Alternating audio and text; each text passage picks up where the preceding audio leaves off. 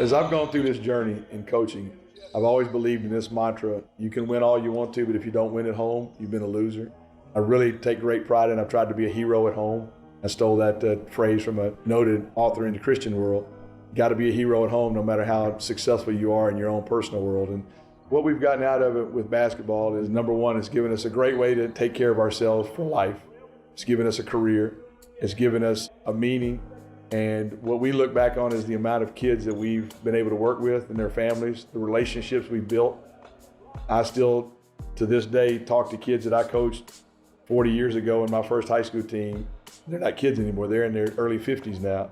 And they're still want to hang out with coach, and they still want to ask you advice. They still want to tell you what's going on in their families. And that's the internal, intrinsic rewards that you get out of it. Hey, my name's Stan Jones. I'm the associate head coach at Florida State University. I started my 26th year of high major assistant coaching. I had the joy of coaching 1 year in the NBA. Great honor to be a head high school coach for 14 years. Coaching is my life, and I'm just a simple basketball guy. When I was finishing high school, I had an older brother who was a minister, and he was living in LA, and he sent me a book.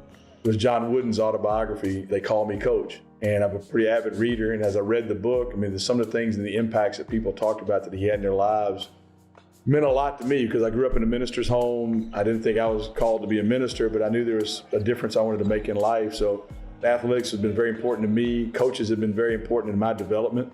The school where I graduated from asked me if I wanted to coach the sixth grade team on Saturday mornings while I was a walk-on player at Memphis State. And I'll never forget how nervous I was the first time with a bunch of sixth graders, and I was a pretty good player, trying to now be the leader as a coach.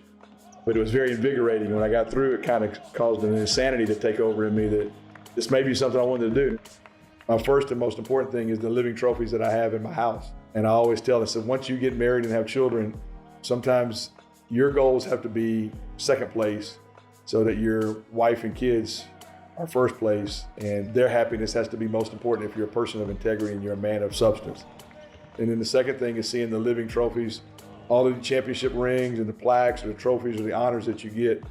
If you hadn't seen young men that become better men, you really failed. No matter if you won a lot of games and you were a great strategist and you could draw something up on a board and you could teach people how to do something the right way through a sport. If you didn't change their lives and they didn't see something in you that wanted to make them to be better, you weren't very good. The great coaches in our sport have always been great teachers.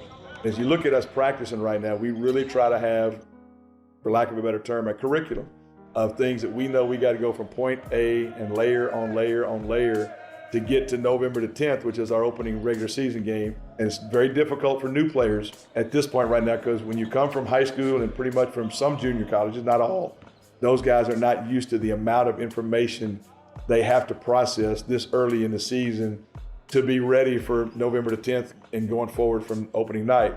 But I tell them, and I always bring out our NBA playbook we had as when we coached with the Washington Wizards, this is preparing you for when you go to an NBA training camp and it's 7 days before you play a game. So we're not just training you for our season, we're training you for life after you leave Florida State. If you really want to be an elite player and have a chance to play professionally.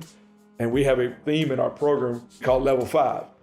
We can rate it by 1 to 5, 1 being the poorest, 5 being, we want to be at level 5 every day. We have our staff and our psychologists, people that work with our team.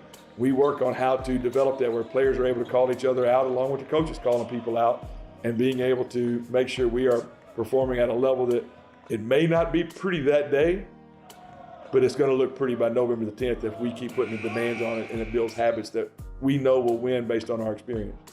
If you have faith, we're going to get the players we're supposed to coach, and we're going to work hard to be prepared for what we have to do against our opponents. Things will work out. I believe that mantra in my life. I've been a testament to that life, that if you do the right things long enough, great things happen for you.